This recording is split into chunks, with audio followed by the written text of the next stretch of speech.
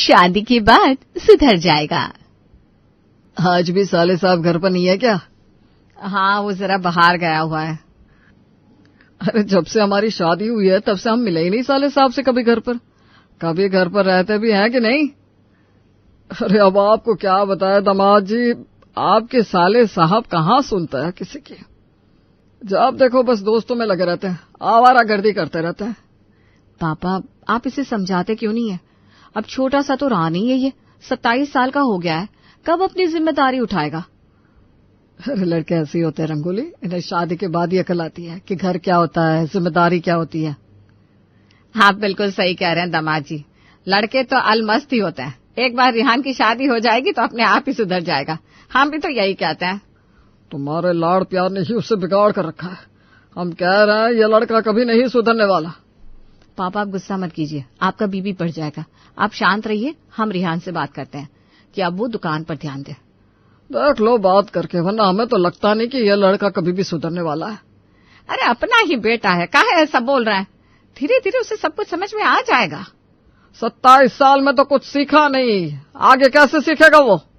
यहाँ पे बातें हो रही है इस घर के लाडले बेटे रिहान की, जिनकी चर्चा तो हो रही है लेकिन वो खुद कहीं अलग ही दुनिया में है। रिहान शर्मा 27 साल के हो गए हैं, लेकिन अभी तक उन्हें पता ही नहीं है कि उन्हें जिंदगी में करना क्या है। लेकिन कुछ बातें हैं जो वो अक्सर करते रहते हैं। अरे यार, जिंदगी में मजा ही नहीं रहा, समझ में नहीं आ रहा, सल्ला करे तो क्या करे।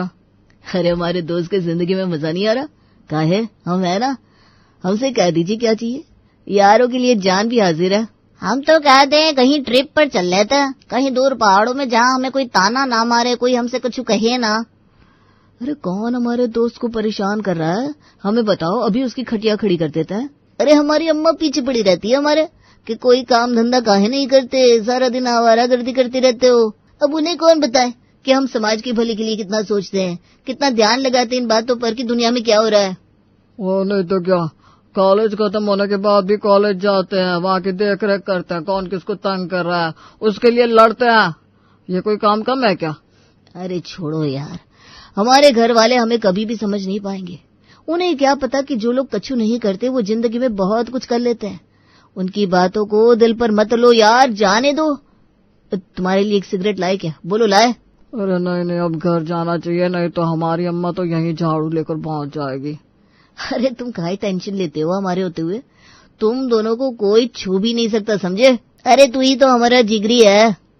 कोई कछु कह दे तुम दोनों को तो बताओ हमें। हाँ हाँ, तुम इन दोनों को गोद क्यों नहीं ले लेते हो? अरे दीदी, तुम यहाँ क्या कर रही हो? पूरी गली मोहल्ला छान लिए तब जाकर तुम तीनों लफंगे यहाँ पाए गए हो, बताओ। अरे दीदी, हमरे दोस्तों को कछु ना कहो। हाँ, अरे कहे थे ना तुमसे कि जीजा जी घर आ रहे हैं, तनिक उनसे मिल लेना, उनसे बात कर लेना। लेकिन राजा जी को यहाँ सिगरेट पिनाया बैठकर इन निकम्मों के साथ। दीदी, क्या दीदी दीदी करे जा रहे हो? और तुम दोनों की अम्मा भी ढूंढ रही हैं तुम दोनों को झाड़ू के साथ। जल्दी से घर जा रहे हो या उनको यहीं बुला ले? नहीं, हम निकलते हैं, चल रहे राधे। चलो निकलो। अरे क्यों हमारे दोस्तों को भगा रही हो दीदी? तुम थोड़ा सुधर जाओ अब रिहान, अब तुम्हारी उम्र नहीं रही ये सब करने की। जरा पापा का हाथ बटाओ दुकान में, काबिल बनो, मम्मी पापा की सेवा करो। अरे हम कहाँ मना कर रहे हैं कि हम ये सब नहीं करेंगे, लेकिन पहले जिंदगी तो जी लेना। अरे इसे जिंदगी को जीना नहीं, जिंदगी को बर्बाद करना कहते हैं। रिहान, तुम काहे नहीं समझ रहे हो कि ये सब करने से कुछ हासिल नहीं होने वाला? देखो हम तो ऐसे ही है, हमारा मन करता है तो हम चले जाते दुकान, नहीं करता तो कहीं भी निकल जाते हैं। अब धीरे धीरे सब कुछ ठीक हो जाएगा, तुम काहे इतनी टेंशन लेती हो? टेंशन लेने की बात तो है। अब हम तुम्हारे लिए रिश्ता देख रहे हैं। लड़की से क्या कहेंगे? लड़का क्या करता है? सारा दिन रोड पर आवारागर्दी करता है। अरे पापा की इतनी बड़ी साड़ियों की दुकान है, क्या दिन वहीं बैठता है। देखो हम कह रहे हैं रिहान सुधर जाओ, जिंदगी संवर जाएगी तुम्हारी। हाँ हम समझ गए, कल से ही सब कुछ संभालेंगे। बस चलो अब तुम्हारे पति देव से भी मिल लेते हैं घर पे।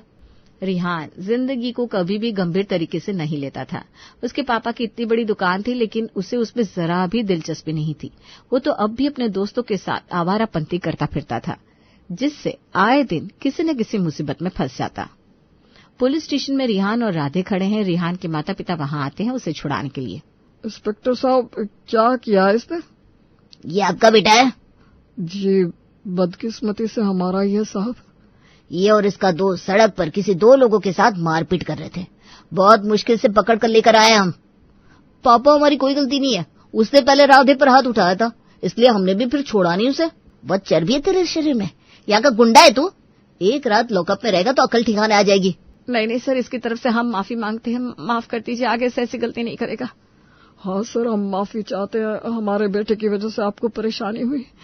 आप इसकी बेल दे दीजिए, आगे से हम इसका ध्यान रखेंगे। तुम्हारे माता पिता की वजह से तुम्हारा बेल कर रहा हूँ। आगे से ऐसी गलती नहीं होनी चाहिए, समझे? जी सर।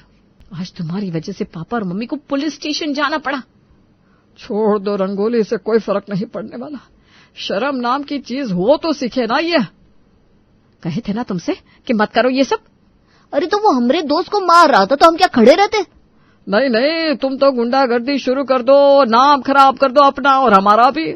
ऐसे तो कोई भी अच्छा खानदान हमें अपनी बेटी नहीं देगा। हम तो कहते हैं इसका ब्याह करवा देते हैं, अपने आप जिम्मेदारी आएगी तो सुधर जाएगा।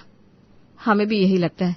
शादी के बाद बड़े बड़े योद्धा भी लाइन पर आ जाते हैं, ये भी सुधर ही जाएगा। हम अपने ससुराल में एक लड़की देखे, काफी सुंदर भी है और घर का सारा काम भी आता है उसे। हम कल ही रिहान की बात उससे चलाते हैं। तुम लोगों को जो करना है करो, लेकिन हमें नहीं लगता इसका कुछ होने वाला है। पापा, आप तो हमेशा हमें ही नीचे दिखाते रहते। हम तुम्हें नीचा दिखाते हैं? अरे तुम ऊपर उठे ही कब हो के नीचे गिरोगे? अब जाने भी दीजिए ना, इसके हाथ पीले हो जाएंगे तो अपने आप इसे जिम्मेदारी का एहसास हो जाएगा। हर परिवार की तरह शर्मा परिवार को भी यही लग रहा था कि शादी के बाद रिहान सुधर जाएगा, इसलिए उसकी शादी ईशानी से तय कर दी। ईशानी एक मिडिल क्लास परिवार की बेटी थी। घर का काम, सिलाई, बुनाई, उसे सब कुछ आता था। उसके माता पिता ने भी शर्मा परिवार की दुकान और घर देखकर उसकी शादी रिहान से करवा दी। शादी के बाद, ईशानी, तुमने खाना तो बहुत अच्छा बनाया है। सच में हमारी बहन राधिका भाग्यशाली है कि तुम जैसी सर्वगुण संपन्न बहू मिली है उसे। धन्यवाद मौसी जी। अरे आज बहू के घर में पहली रसोई है, लेकिन दूल्हे राजा कहीं नजर नहीं आ रहे। है कहाँ रिहान? अरे मम्मी, शादी के 2 दिन बाद आज अपनी पति को छोड़कर, रस्मों को छोड़कर दोस्तों से मिलने गया है क्या रिहान? बोलो तो क्या करे इस लड़की का? अरे अब चिंता मत करो ना, धीरे धीरे समझ जाएगा, थोड़ा वक्त तो दो उसे। अरे कहाँ है राधिका तुम्हारा लाडला बेटा? पता चला कि आज भी आवारागर्दी करता फिर रहा है। अरे जीजी, अभी तो उसकी शादी हो गई है ना, धीरे धीरे सब कुछ संभाल लेगा। ईशानी है ना, उसे ठीक कर देगी। ईशानी बहू, लगता है आज की रस्में भी तुम्हें अकेले ही करनी पड़ेगी बेटा। तुम्हारे दूल्हे राजा तो गायब ही है। कोई बात नहीं मौसी जी, हम ही कर लेते हैं रस्में। हम रिहान को फोन लगाते हैं। रंगोली रिहान को काफी सारे फोन करती है, पर रिहान तो किसी पार्टी में मशगूल था। अरे आज हमारे यार की शादी है, आज तो पीना बनता है। क्या बोलती पब्लिक? हाँ क्यों नहीं, मेरी शादी हो गई अब। आज तो तुम लोगों को जो पीना है पियो, दिल खोल कर पियो मेरे यारो। लेकिन सुन, आज तुझे घर नहीं जाना, अब तो भाभी जी आ गई है। हाँ भाभी जी आ गई है तो क्या, मैं अपने यारों को भूल जाऊं क्या? अरे अगर भाभी जी नाराज हो गई तो? अरे तुम्हारा भाई यूं ही खिलाड़ी नहीं है, मना लेगा उसे। तुम लोग एंजॉय करो आज आराम से, आज तो देर रात पियेंगे सब मिलकर। अगर ऐसा है तो बाकी की पलटन को भी बुला लेते हैं। अरे हाँ बुलाओ बुलाओ, आज तो तुम्हारा भाई सबको पार्टी देगा। रिहान देर तक पार्टी करता रहा अपने दोस्तों के साथ, और वहां ईशानी घर पर उसका इंतजार कर रही थी। रिहान पीकर घर आया तब ईशानी को पता चला कि वो पीता भी है। आप शराब पीकर आए हैं? आज हमारी शादी की पार्टी दे दी थी ना दोस्तों को। लेकिन मुझे तो पता ही नहीं था आप पीते भी हैं। मेरे बारे में ऐसी बहुत सी बात है जो अभी तुमको पता नहीं है। चलिए आप कपड़े बदल लीजिए, कल आपको दुकान पर भी जाना है ना। कल मेरा मूड होगा तो जाऊंगा दुकान, नहीं तो छुट्टी है। आपको ये सब नहीं करना चाहिए, ये सब गलत है। आपको दुकान पर मम्मी पापा पर ध्यान देना चाहिए। शराब का सारा नशा उतार रही है तुम, ज्ञान मत दो, चुप। हम ज्ञान नहीं दे रहे हैं, लेकिन आपकी पत्नी होने के नाते हमारा धर्म है आपको समझाना। अब हमको नींद आता, बाकी बचा ज्ञान तुम कल बताता। टाटा टाटा। शादी के बाद हर दिन रिहान की एक नई कहानी सामने आने लगी थी।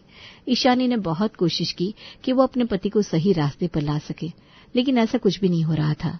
सुबह सब लोग नाश्ते पर बैठे हैं। रिहान कहाँ है? पड़े होंगे साहबजादे बिस्तर पर। और कहाँ होंगे इतनी सुबह को? नहीं पापा जी, कल रात को वो घर ही नहीं आए। मैंने कितनी बार उनको फोन लगाया, उनके दोस्तों को फोन किया, लेकिन कोई भी फोन ही नहीं उठा रहा।